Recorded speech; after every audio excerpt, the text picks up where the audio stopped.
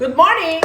Ano naman ito luluto na lola nyo? Itong chicken feet na tayo. Yung chicken feet na white adobo. Ito na. So, ganyan na itsura nyo nabili sa palengke. Hindi pa rin ako kontento. Gusto ko ay pinakat pa yan. Ayan. Ganyan kapurod.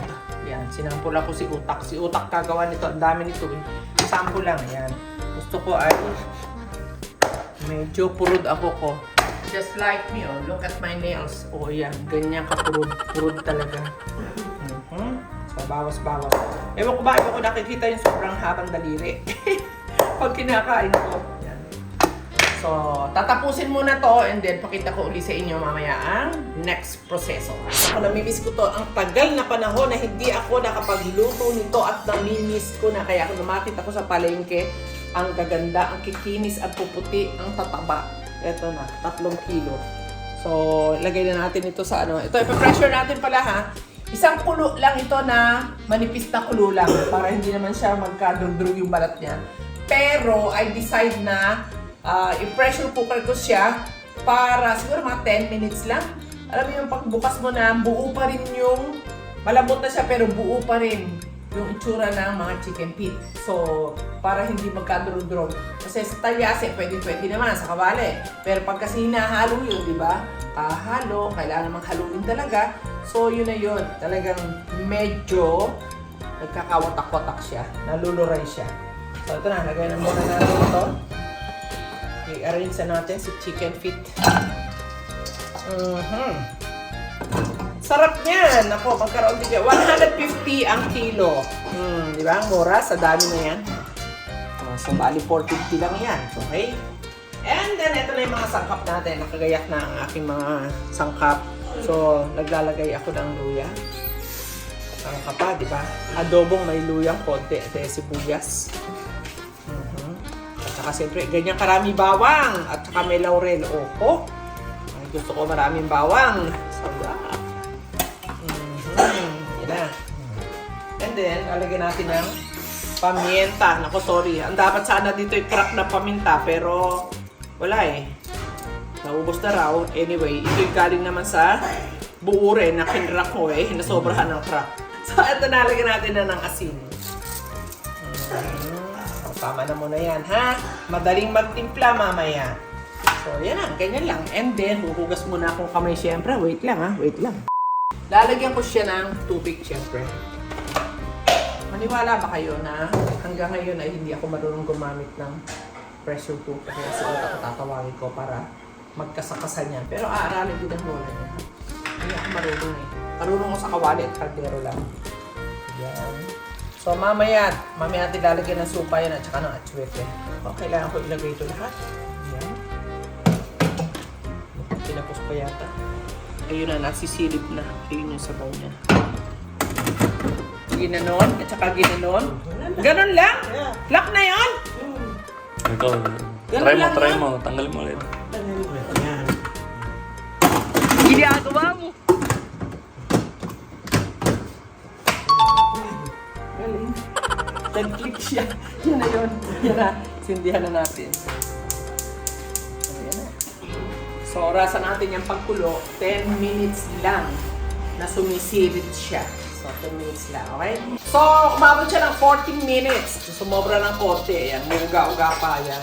So, yan na ha. So, syempre, dadaanan sa proseso. Sabi ni Utak, huwag mong bubuksan at makasumabog yun sa mukha mo.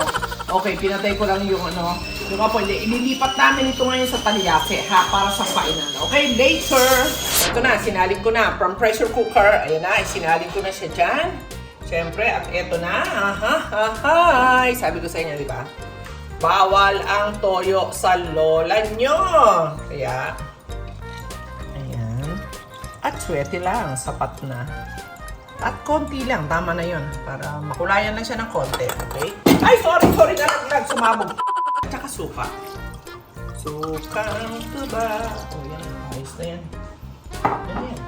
Yan na yan talaga. Ayan na. So, at hindi ko na yan hahaluin ng hahaluin. Okay na yan. So, medyo slow cooking yung pagkulo niya. And then, yun na yun. Makita niyo mamaya ang finished product. Ayan na. Ganda-ganda ang kulay, oh. Actually, tinikman ko na to eh. Titikman ko ulit.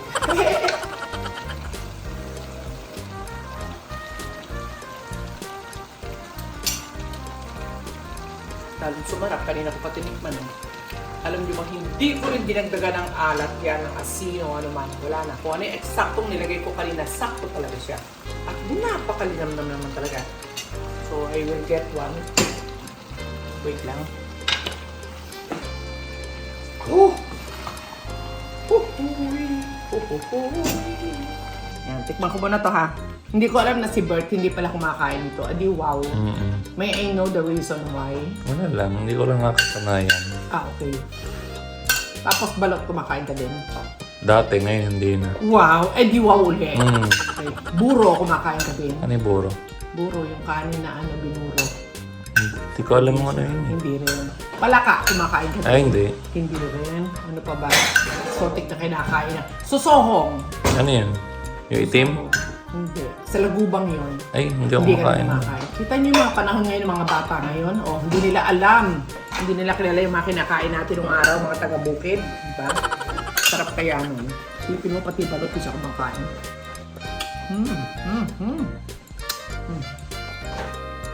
Nako, Bert, mag-aral kang kumain ng chicken feet.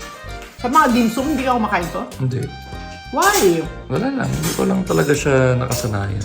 Sanayin mo. Ganun Eh, lang. parang na ano ako. Sarap po. Si Jong, gustong-gusto to eh. Si Gino.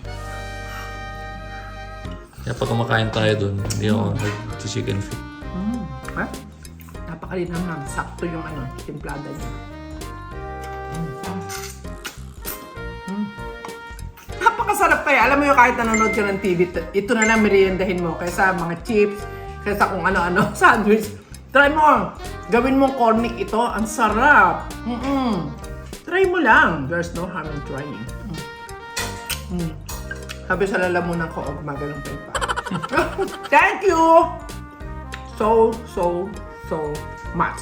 Siyempre, sa ating YouTube channel, don't forget to subscribe.